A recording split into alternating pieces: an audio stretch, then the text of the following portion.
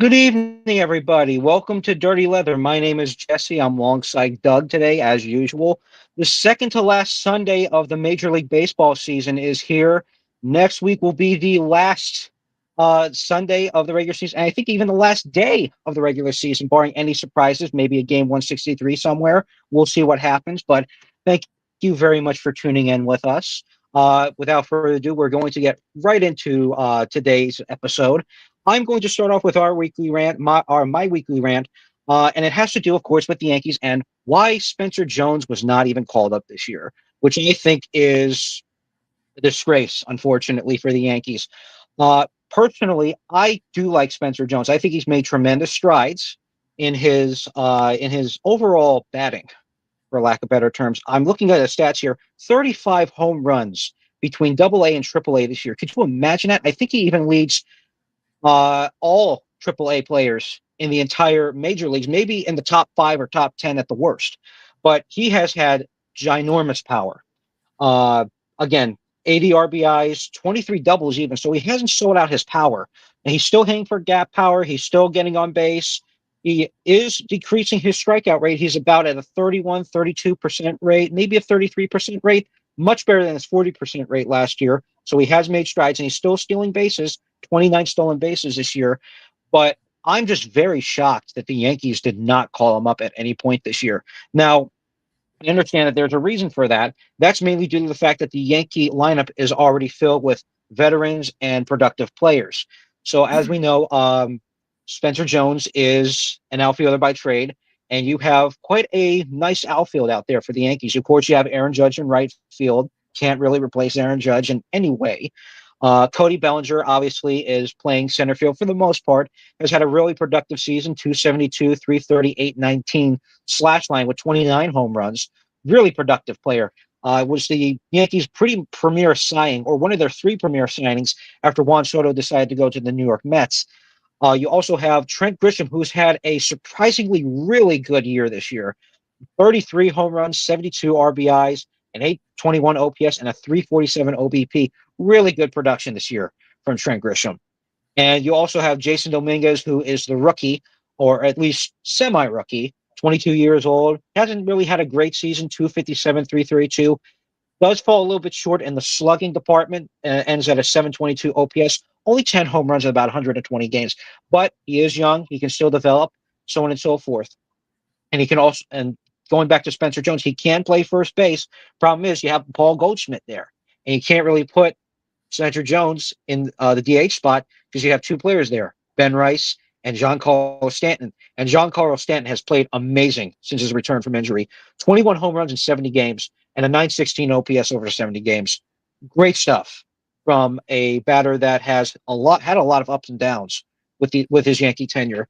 So it's understandable why they couldn't slide him into the lineup, but still, leaving somebody who is operating at a high level like that, of 35 home runs, it's talent that you're kind of wasting, unfortunately.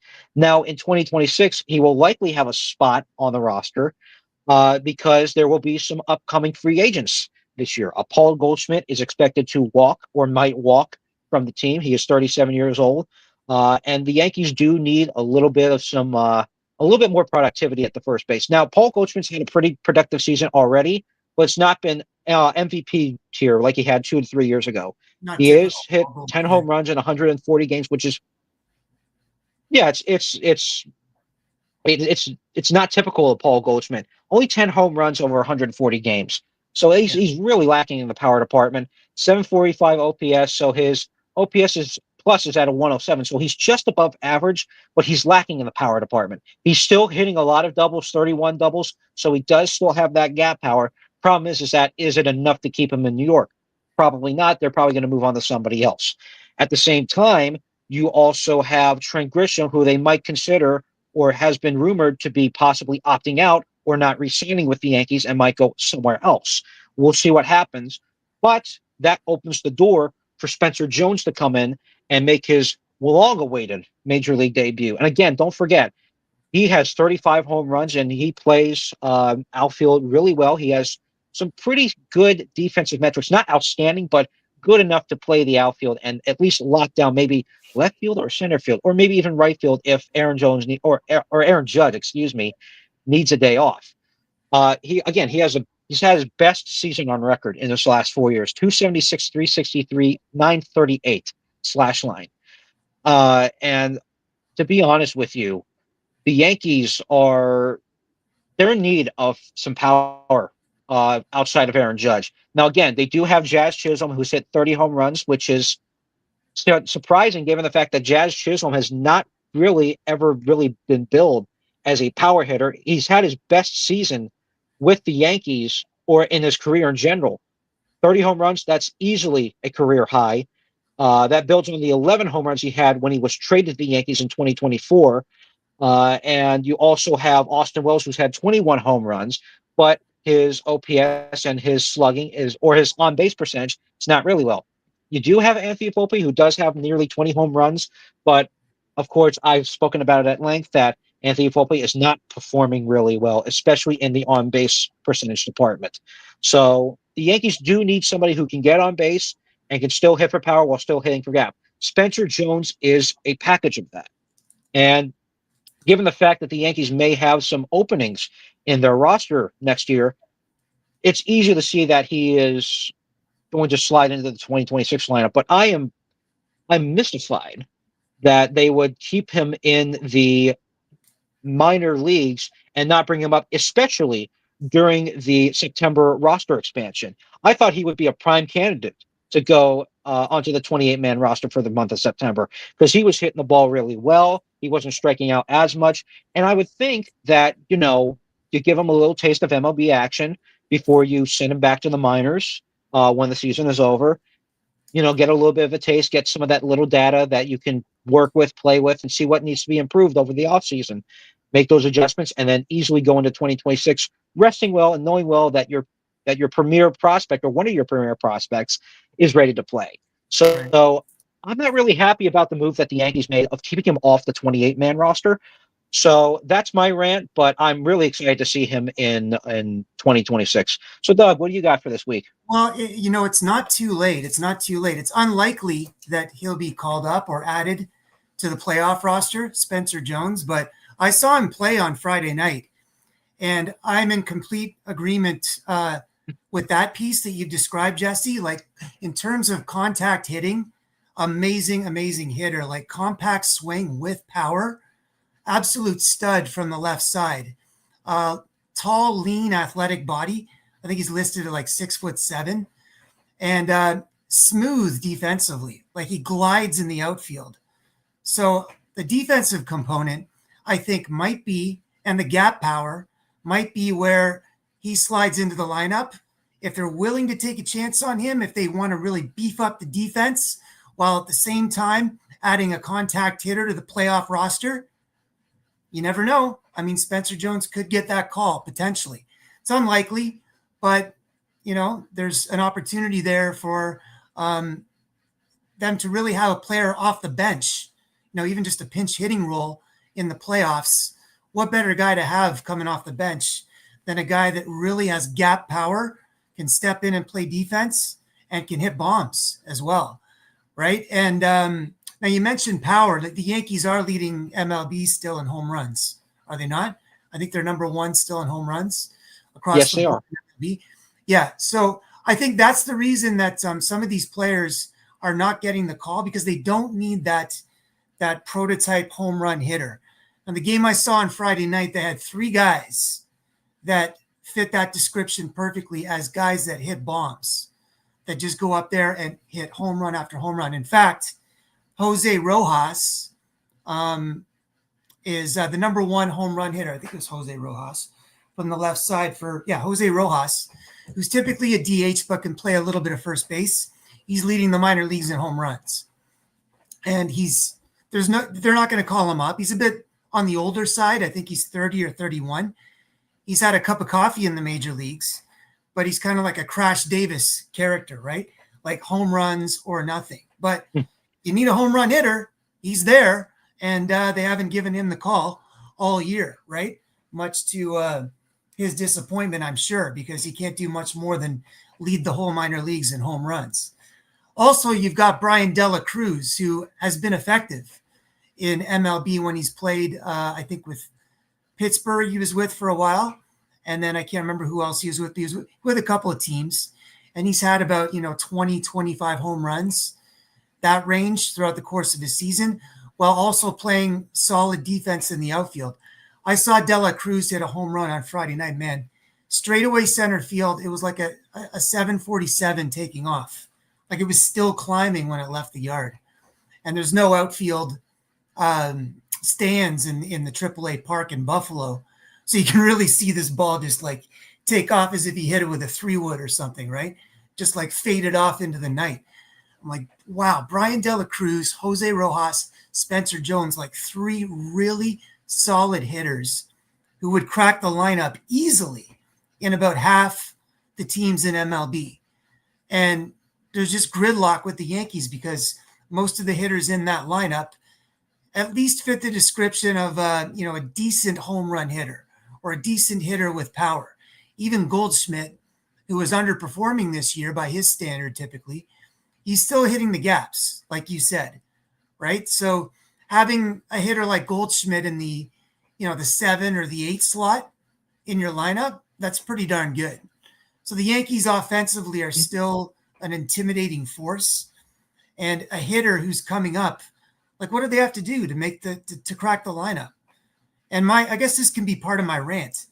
I think the Yankees, if they really want to make a deep run, they got to beef up on defense. Like they really have to get some guys who have pop and also can really provide solid defense. Now, they're hard to find. It's not like they're out there everywhere, but I think picking up Caballero at short has been an amazing pickup for you guys. He's been an awesome late addition to the lineup, right? And it's sort of solved the problem that was permeating with Volpe's defense throughout the course of the year. And now the only other question I think you have going in to the playoffs, Chisholm is great offensively, but defensively, do you think you can really, can you win? Can you go all the way with the middle infield of Volpe and Chisholm? Maybe. Good Probably question. not. That's a Probably really not. good question. I don't know if you can because there's been a lot of concern about that. Yeah. So Caballero is probably going to be the guy at short, wouldn't you say? Wouldn't you say Caballero is going to be the guy at short, Jesse? I would say so. I think if you want to be, if you really want to be smart with your defense and you really want to be very, very efficient, especially up the middle of the infield, because that's a really hard position to play. I would absolutely switch out Volpe for Caballero, especially if Caballero is the better defensive player. Because again, shortstop is a really tough position to play, really difficult, the most difficult probably anywhere on the diamond, or especially the infield. So, if you want to prevent runs, you want to prevent errors. There you go. Yeah, and they showed it in the World Series last year, right? So if there was one thing that they had to patch up, it's that defense in high leverage situations because the team failed in the World Series. They choked defensively. There's no other way to put it, right? And even the most diehard Yankee fan would describe it that way. They choked defensively in those high leverage pressure situations. Now you put a guy like Caballero in at short, you put a guy like McMahon in at third, at least chances are in those high leverage situations, they're going to make that play. They're going to make that fundamental play when they need to. Now, my rant that I was going to describe today, to begin with, congratulations to the Toronto Blue Jays for making the postseason. It's official. The first American League team to make it in are the Toronto Blue Jays today, who won on the road in Kansas City. They had 2 terrible games to lead the series this weekend. They lost 20-1 on Friday night, an absolute shellacking, debacle, whatever adjective you want to use to describe the embarrassing loss. And then they lost 2-1 on Saturday with Bieber on the mound. So I was like, what's going on here? Are they going to collapse? And then today, finally, they came up with a clutch win, but barely. Like they had to scratch and claw and grind and get that win out today. Now, Trey Savage pitched again an outstanding game. He In his first game earlier in the week, his first start against Tampa Bay, his major league debut, he set a Blue Jays record with 9 Ks and pitched 5 solid innings. He didn't get the win, but a completely impressive, dominant debut. And then, so now it seems like they're putting him into the rotation to really have him test the waters, with the thought of potentially him being added to the playoff roster, number one, and maybe even being one of the 3 starters or 4 starters that they have on the rotation going into the playoffs. Now, today he pitched outstanding again. And then around the 5th inning, he had the lead. I think it was like 4-3 or something to that effect. And there were 2 out in the inning, and Bobby Witt Jr. came up with the man on second, hit a line drive to center field. Dalton Varsho completely laid out, caught the ball. It was a bit of a snow cone catch, but he caught it. Everyone in the stadium knew he caught it. It was challenged by the Kansas City manager, and it was overturned. They said that he didn't make the catch, which is just preposterous. Like, he caught the ball. Everyone could see that he caught the ball. Even in a post-game interview, they asked him, Dalton, did you catch that ball? He said, yes. No question, I caught the ball. Now, the Jays still won the game, so ultimately it doesn't matter. But Trey Yesavage would have kept going. He would have probably come out for the 6th inning afterwards, had that play worked out in the Jays' favor. Instead, he was pulled from the game because it took so long for them to review that play. And a run ended up scoring as a result. And he wasn't given the chance or the opportunity to have his first major league win. So that play was just a comedy of errors on so many levels. And, those impactful moments, like where it could go either way, the course of the game, that play just has to be called the right way. And too often we're just seeing these calls being botched, even in the challenge system. I don't quite understand it. Maybe there's a little bit of bias happening there. Certainly the Toronto media is talking about potentially there being bias there with some of the umpires. But man, that play, it could have really been disastrous for the Blue Jays throughout the course of the game. They could have lost the game. But the ultimate implications were that Yesavage didn't get his first win. So that just kind of sucked, So that's my rant. Mm-hmm. Yeah, absolutely. I didn't particularly see the call, but one of the other calls that I did, but I will say that just by the hearing it, just from the description of it, it does sound pretty crummy. And yeah, we can talk about the umpires all day. We can talk about, just some of the bad calls, not from this season, but seasons past, which will probably go away when robo-umping comes, in the near future. But that's that's a description for another show, or that's a topic for another show. But we're going to move right into the main crux of our show, and that's going to be talking about the starting rotations on all the playoff teams. So as everybody knows, we've only got maybe 7, 6 games, maybe even 8 games for some teams before the end of the regular season. So only a handful of games, or a number of games you can count with 2 hands, before the playoffs begin. And we're going to look at every single team, or the teams that are looking to qualify now, and their top 3 starters. And it's going to go in no particular order. We're just going to go down the line of, the rotations, the best 3 pitchers, and how their rotation stacks up against some of the lineups within the playoffs. So we're going to start right now with the Milwaukee Brewers, who I think you and I can both agree are the most well-rounded, if not the best team in the entire major leagues, especially their pitching staff. Their pitching staff has been dominant this year. Freddie Peralta has been exceptional. Quinn Priester has come out of nowhere to be one of the more premier young pitchers in the National League, behind Paul Skeens, of course, and behind his teammate Peralta, and also Brandon Woodruff, who has returned from injury and has returned to form, essentially. 32 years old, coming off a major surgery, 64 and 2/3 innings pitched with 83 strikeouts and only 14 walks, which is dreamy numbers for any rotation. And I think that's going to be your starting 3, which would be Freddie Peralta, Quinn Priester, and Brandon Woodruff. I think that's your premier 3. for a Where does rotation in the playoffs. Because again, where, you have where does Mizorowski fit yeah, into yeah. that mix?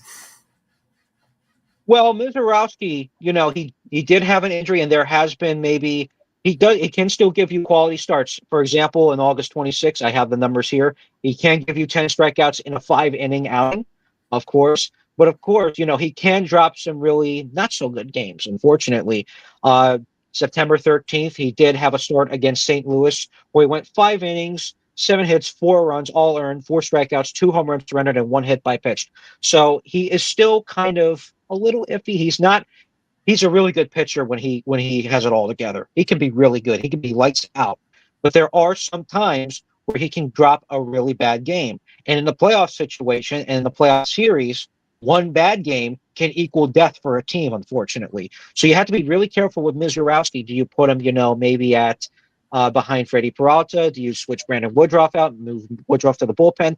Personally, since he is relatively young and can be a little inconsistent and volatile at times, maybe in a 7 game series, you put him at the 4th spot if you want to.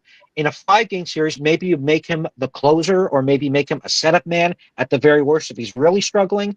But I would go with the more established starters or maybe the more consistent starters from the year because Quinn Priester has, unfortunately, and I might get arguments for this, but I think Priester has shown a little bit more consistency with his outings than Mizorowski has. Now, again, Mizorowski, this is not a knock on Mizorowski.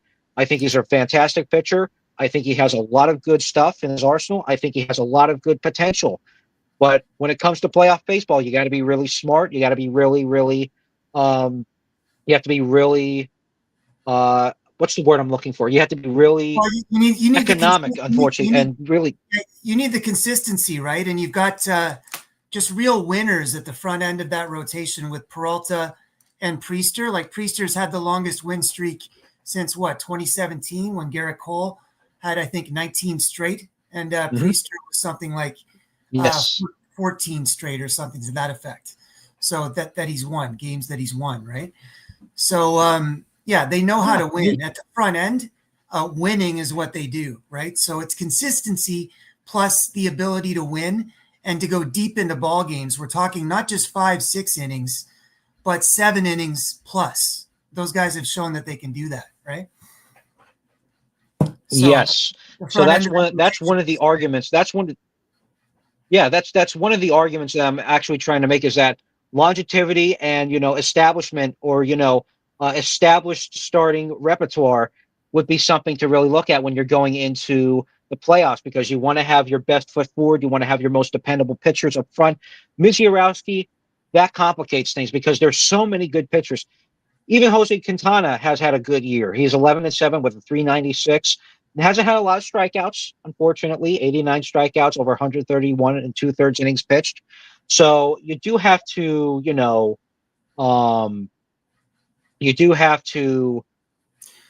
really make a lot of tough calls in that rotation. It's going to be a difficult decision, but every playoff team that has entered so far, we've got 5 official playoff teams as of today, with the Blue Jays being the 5th.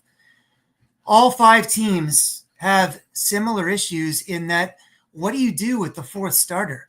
Because in most cases, the 4th starter is easily as good as the 3rd or even the 2nd. So it's so marginal, the differences between that number 2 guy, number 3 guy, number 4 guy, right? Every team has its ace. Well, not every. Some teams you could even say have 2 aces. Like with the Yankees right now, would you say Fried's the ace clearly and Rodon is clearly the number 2 guy? That's hard to say, right?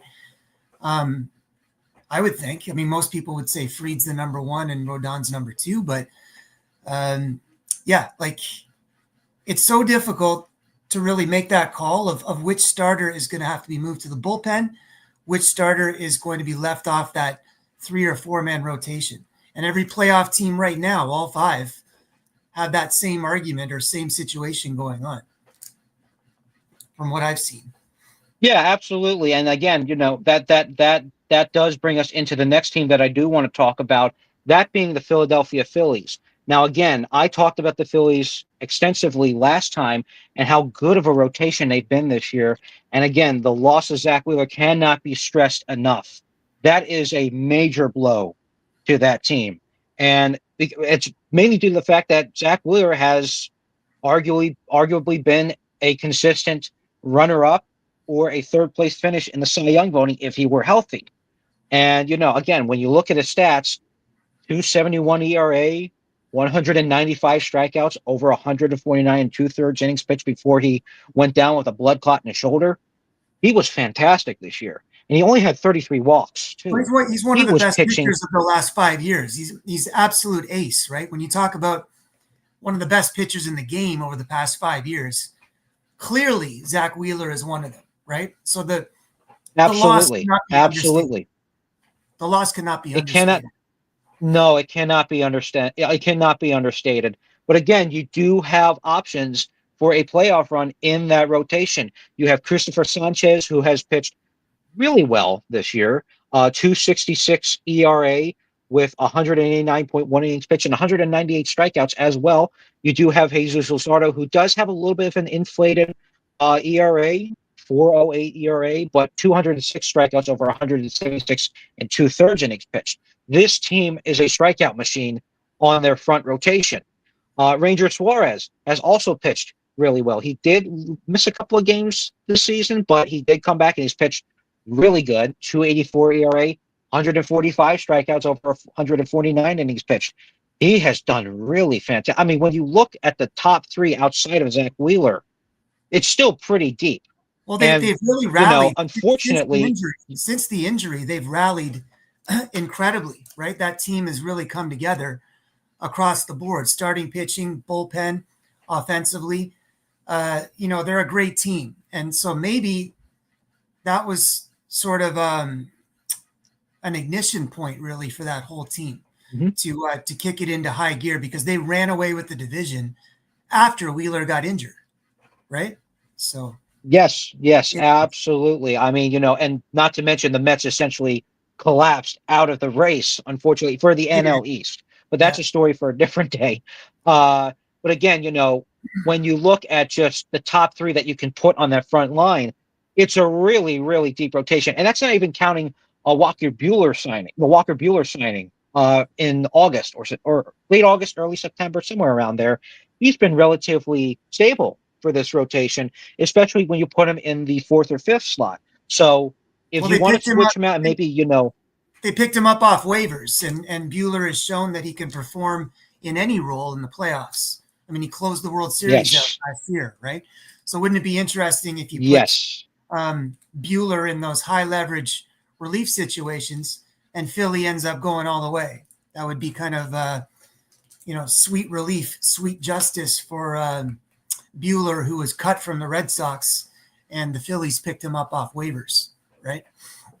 Yes, absolutely. I think Walker Buehler can absolutely fit into a deep game, especially if your bullpen is fatigued. So that might be something to watch. Now moving on to, of course, your team, Doug, the Toronto Blue Jays.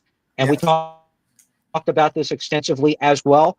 Really, really impressive stuff from the rotation. There were concerns about the rotation going into this year because, again, age, performance, so on and so forth. Max Scherzer's 40 now. Kevin Gausman's 34. Chris Bassett's 36. Marios is 31. Eric Lauer is 30 years old as well. But they put up some really, really consistent numbers. And they pitched phenomenally in August and September, too. So, I mean, when you look at just the performance of this team, it's done really good. Now, with regards to, longevity, that might be yep. Yeah, no, there was a shellacking on Friday night of Scherzer by the Kansas City Royals. He gave up 7 runs didn't even make it out of the first inning. So there are some concerns with Scherzer in his most recent outings. He was a lock to be at least the number 2, if not number 3 playoff starter for the Jays. Number 1 being Shane Bieber. Number 2 was supposed to be Scherzer, and number 3 was probably Gausman. Now I think that's actually the reverse. And I think Gosman, who is going to make a strong case for American League Pitcher of the Month. Gosman has to be the ace, the number one guy, I think. He's got to take the ball in game one, Bieber game two. Yes. And I don't even think Scherzer should be the number three guy. It should be a conversation of possibly Trey Yesavage, who, as we've said, has been amazing. He's got a really strange delivery that can throw hitters off balance. And the advantage there is that other teams just haven't seen him. You know, there isn't really an extensive scouting report of teams, any teams, having any experience facing him. And he's got lights out stuff, as he's shown in his first two starts. So there is the potential there, depending, it could be a last minute call is what I'm trying to say. So the game one starter is probably set in stone with Gosman. Game two, most likely set with Bieber. Game three, I could see a TBA right up until 24 hours before game three of whatever the playoff series is. I think that's what's going to happen. Now, Scherzer will be on the playoff roster, but in terms of being a starting pitcher, will he get the ball in that first series? I don't know, man. I'm not sure he will, to be honest. So there's definitely some questions that some hard conversations, some very hard conversations. But from what I've seen of Scherzer, he's a pro. You know, all these guys have egos. But if manager John Schneider were to say to him, listen, we need you ready to potentially go in the bullpen in a tight game and work some long relief innings, I don't think he'd have a problem with that. I don't think Scherzer would. There might be some other guys in the clubhouse who would potentially, but I think Scherzer would, at this stage in his career, would do anything to help the team win. Yes. Oh yeah. Even if that means moving him to the bullpen to make way for some of the more consistently performing guys. Yeah, that could definitely possibly happen. Maybe Chris Bassett slides into that third spot, or maybe he also goes into the bullpen. We'll see. Chris Bassett might be the X factor for that rotation or for the bullpen, because Chris Bassett has pitched pretty well. 396, 166 strikeouts over 170 and a third.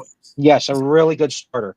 Really good starter. So, I mean, that team does have the ability to pitch deep and pitch effectively. And if they can't go deep, they can still pitch really effectively. And they do have seasoned veterans in that bullpen if they want to go down that route. So, could be a really interesting makeup for the MLB playoffs for them.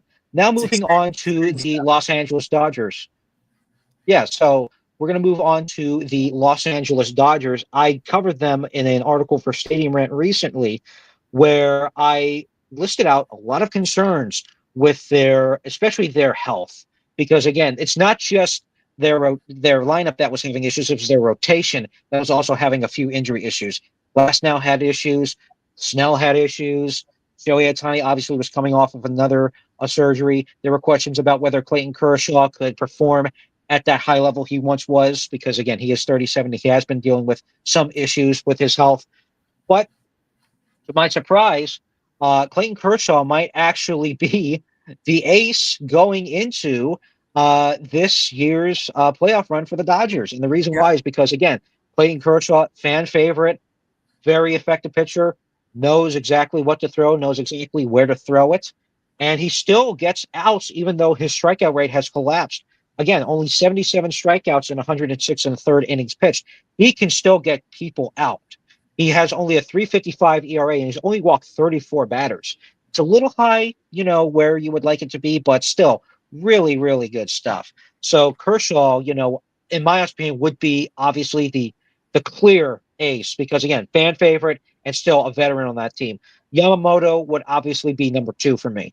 Yamamoto has been their more consistent pitcher. Has been their more reliable pitcher throughout the entire season outside of Kershaw. Again, with Kershaw, they form a good 1-2 punch. Yamamoto has a 2.58 ERA, 167 2/3 innings pitched, and 194 strikeouts.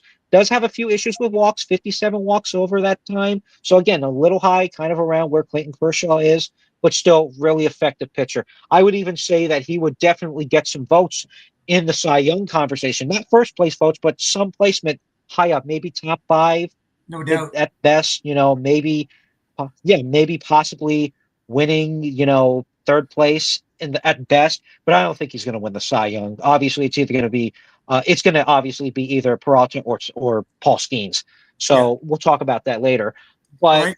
yeah, Yeah. but when you talk about and for the yeah, No, I think that I like the points you're making about Kershaw. I don't think he's going to be the game one starter. I think he will get the ball in game 3 of a 5-game series if they've won the first 2 games. So I think the Dodgers are another one of those teams where it's going to be TBA with that third starter. And I think Glasnow and Yamamoto are going to be at the front end.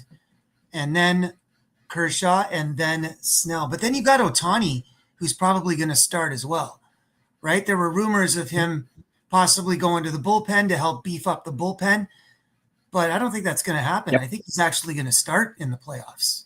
What are your thoughts on that?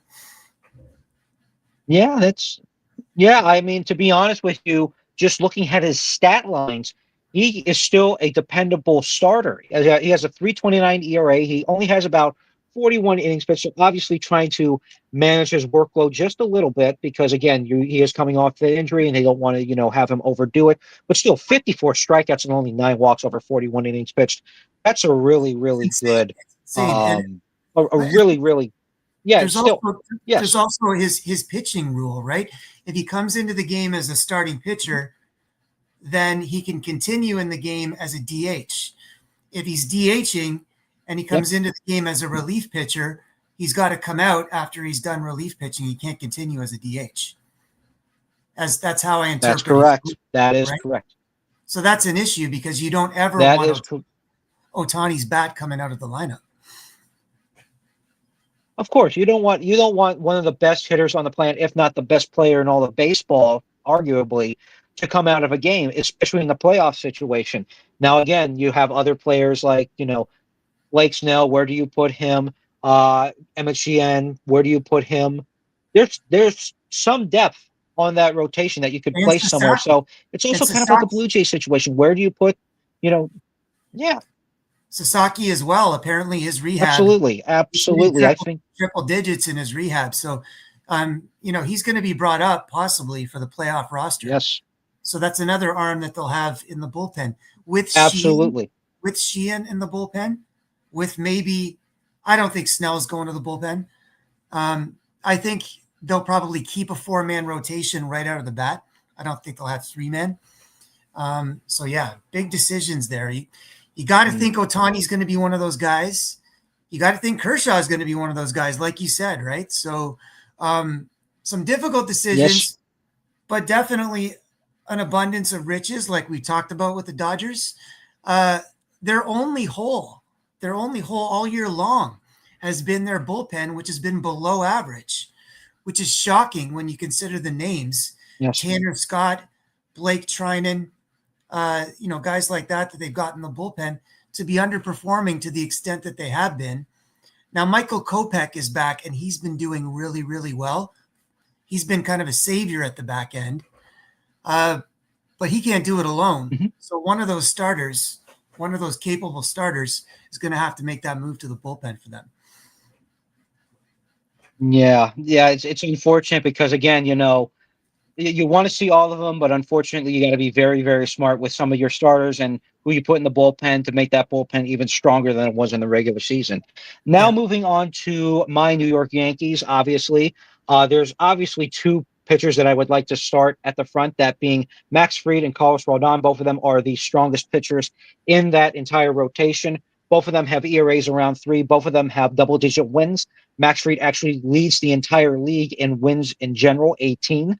198 strikeouts for Rodon, 182 strikeouts for Max Fried, both over 188 and 189 innings pitched, around there between the both, or for each. So they are very, very reliable. The question now becomes, who do you put in that third spot? And I looked at every single player. I looked at every single person that was on that rotation. I would believe that the strongest pitcher to be put in that rotation for me would be Luis Gil. I still think Luis Gil is a very good pitcher. I know that he was out for a chunk of the season with injury, and he did come back, and he has pitched relatively good. 3.33 ERA with 46 innings pitched, 36 strikeouts. He does have a walk issue. He does have 29 walks, so that might complicate matters just a little bit. But he only's given up 2 home runs in 46 innings, which is a really good number. And he is able to leave runners on base. He's only given up 17 earned runs over 46 innings pitched. And we're talking about a number of base runners, 70 base runners over 46 innings at least. So he can leave runners on base. The question is, does that walk rate push him to the bullpen? And do you maybe put Will Warren there? Do you put Cam Schlittler there?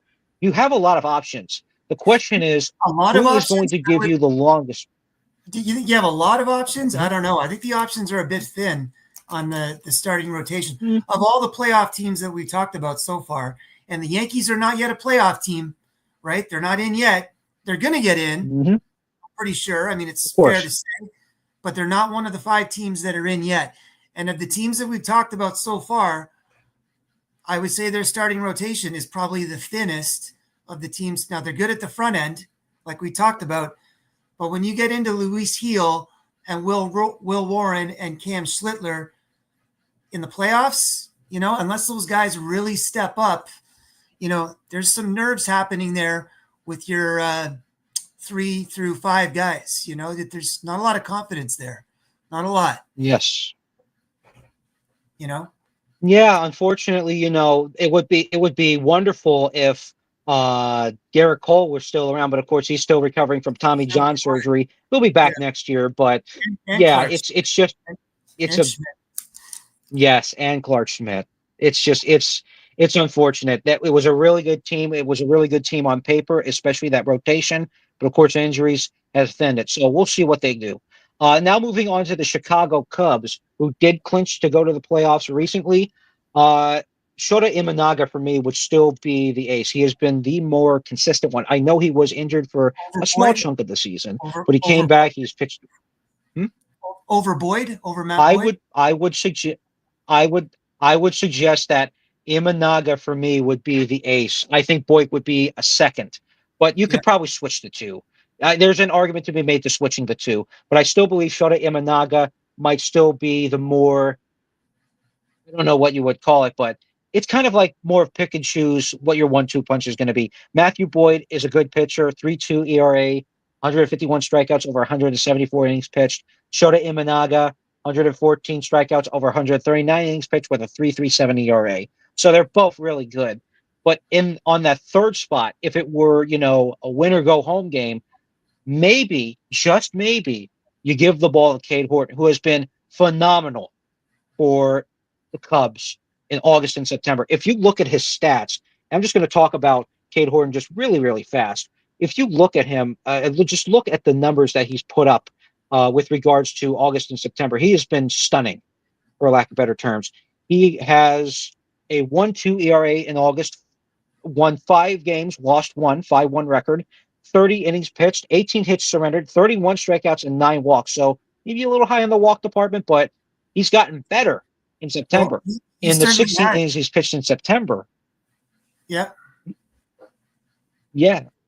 I mean, when you look. Oh, go ahead. I apologize. No. I was going to say I wanted to shout out to our own Cam Newton, who helps us out in so many areas here at Dirty Leather. But he pointed out a fun stat on Cade Horton in particular, that he hasn't lost a game since July 9th, which Jesse sort of pointed towards there.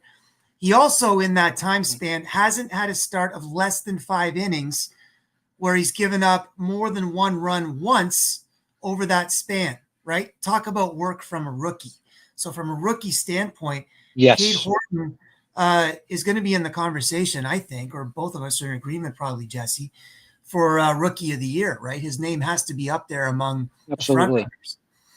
So, yeah. Absolutely. I would even go as far to say that Cade Horton might actually be the National League Rookie of the Year, potentially. I think he might edge out Misiorowski, just given the fact of his progression over the season. He's been really good these last 2 months, especially in crunch time.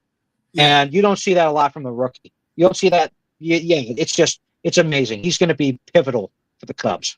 Yeah. Now, I would say where the Cubs have been underperforming, and it's shocking to say this, is on offense, right? They came out of the gate this year on an absolute tear with Suzuki, Kyle Tucker, and PCA, right? You talked about PCA being an MVP candidate, but offensively, Mm-hmm. they're just not supporting this pitching staff. And listen to these names. Like, talk about an abundance of riches, right? You could go with Boyd as your number one starter. You could go with Imanaga. Interchangeably, you really can't go wrong with either one of those guys as your ace. You've also got Colin Rea, who's a polished major league starter and playoff performer. Then you've got Horton, who we've talked about, who's been amazing. Then you've got Javier Assad, who has elite stuff when he's on. And then you've also got, as a sixth man, Jameson Taillon, who's a 10-game winner this year and has been a solid major league starter for forever, right? So 1 through 6, you're going to have to move some of those guys to the bullpen. So think of who the best 4 would be. Probably Boyd, Imanaga for sure, and then Rea, and then Kate Horton. So you've got Assad beefing up that bullpen, as well as Taillon potentially beefing up that bullpen too. So great pitching with the Cubs. Just the holes for them, the areas of need for them, like we talked about, is offense, where mysteriously the bats have kind of gone silent recently. Yes, that's unfortunate for the Cubs because again, they actually have. I was concerned with the Cubs rotation in the middle of the season whether or not they were going to be able to push, but just seeing the progress with Cade Horton and the emergence of some of those other pitchers, like you mentioned, and some of the stability that they bring, they might actually push it to maybe through the division series, maybe even a potential surprise championship series appearance. We'll see. But it all depends, unfortunately, on whether or not their offense can pick it up. Because again, Yeah. yes, I did say that Crow Armstrong was a potential MVP, winner over Shohei Ohtani earlier this year, but he Yeah. crashed hard and he crashed badly. So it's unfortunate. If he can turn it around in the playoffs, it'll be definitely a benefit. If not, the Cubs will not get out of the division series if they get that far. So it's unfortunate. But now, in the interest of time, we are going to move on. But those are the top 3 pitchers from the top 6 teams that it look like they're going to go into the playoffs. Of course, the wild card is still up for grabs. You still have the Mets that are dangerously close to falling out of the wild card race. You have Cleveland, who has suddenly come back from the dead and just made a tremendous surge over the last month or two. A 16-4 record in September for the Cleveland Guardians. That's wild. They looked dead in the not only the wild card race, but they looked dead in the division race and the wild card race. They are now 1 game out behind the Detroit Tigers for the AL Central control. That's amazing. If they are able to win the AL Central, that would be the biggest upset that you can even imagine. And it's not Detroit's fault. You can kind of blame some of that, maybe that partial collapse, on the lack of the rotation outside of Tariq Skubal and Casey Mize, but Cleveland has played really well. But in the interest of time, we are going to move on to another part of our show, which we were going to get to at the end. So since we're kind of running out of time, we're going to get to it now. We're just going to reminisce on some of the past baseball teams that we remember from whether we were growing up or even recently. So I would like to start. The best team I have ever personally seen were the 2009 New York Yankees. I have personally ever seen. Now, of course, there's a lot of Yankee teams in the past that were a lot better than the 2009 Yankees, but that's the best one I have personally ever seen. And the reason why is for a few reasons. There's a few reasons why I really, really love this team. Now, number one, they won the World Series. Obviously, that's the last time they won the World Series. Right. So 11-year-old me was jumping up and down for joy when they won the World Series. That was the last time I felt any pure happiness as a Yankee baseball fan. Until 2024, and then the 5th inning of Game 5 happened. But that's That's something we don't talk about in New York. Um, but you just look at that rotation, that four-man rotation essentially that they had at the time. You had CC Sabathia, you had Andy Pettit, who you can peg as a cheater, or peg as a No. cheater because he did get busted with human growth hormone if you wanted to. Um, Joba Chamberlain, who was up and coming, and AJ Burnett, who was a good enough fourth pitcher. He wasn't solid, but he was decent enough. But you look at that rotation that they had back in 2009. The Yankees had some real baseball crushers. They had Mark Teixeira, who hit 39 home runs. That actually led the entire American League in home runs, which is very low, especially when you compare the numbers of today with guys hitting 40, 50 home runs a season, especially Aaron Judge. But he was the best power hitter in the entire American League at the time. You had Robinson Cano, of course. You could also peg as another steroid user, but at the time he was a good player. Outstanding player. 161 games started, 871 OPS, 25 home runs. You also had Derek Jeter. Yeah, you had Derek Jeter, obviously the captain of the Yankees, who had another great season, 871 OPS as well. 18 home runs, and even 30 stolen bases. So he was stealing a lot of bases at the age of 35. You had Nick Swisher. You had Hideki Matsui, who we all call Godzilla at the time, hit that mammoth home run in the World Series that essentially not only made him a hero, but also for folklore for the entire Yankee lore. And we all miss Hideki Matsui. We wish he would have stayed after 2009, but unfortunately, that's how baseball goes. And when you really, really look at the trajectory that this team had, they were down significantly at one point in that year. They were 6.5 games out of first place in mid-May. They did not look like they were functioning well at all. Then suddenly they started walking off a lot of games. They started winning a lot of games in strong fashion. They had 17 walk-offs that year alone in the regular season. So that's 10% of their games were won by walk-off. And there were two in the postseason that they won by walk-off. There was one against the Twins, and I believe that there was another one. I don't believe it was in the World Series, but I believe it was in the Championship Series. I'm not sure. I have to go back and look that up. But still, 19 walk-offs an entire season is a lot. And they also, don't forget, beat a loaded Red Sox team. Now, the Red Sox, on the other hand, they actually you could actually make the argument they actually had a slightly better offense in terms of their overall productivity and their overall um, versatility, for lack of better terms. You had Jason Varitek, who was a really decent catcher. He had an off year that year, but They he still had still had a Manny, productive still had year. Yeah, Manny at that point. They had Ramirez in his prime, right? And Ortiz in his prime. I believe that Manny Ramirez was to the Dodgers at that point. He moved I on. know that Ortiz was on that team. Yeah. He was already gone, from my understanding. They had J.D. Drew in the outfield. They had Yeah. Jason Bay in left field. They had Jacoby Ellsbury in center field. He stole 70 bases that year. A healthy Jacoby Ellsbury, which the Yankees never got, You're right. stole 70 bases. That was enormous for 2009. He led the entire major leagues in that category. You had David Ortiz, did have a little bit of a down year statistic wise, but still had 28 home runs. And you had Jason Bay, who hit 36 home runs. You had Kevin Youkilis, who had 27 home runs. And you also had a relatively, maybe a slightly deeper rotation. You had Josh Beckett, who pitched relatively well. You had John Lester, who also pitched relatively well.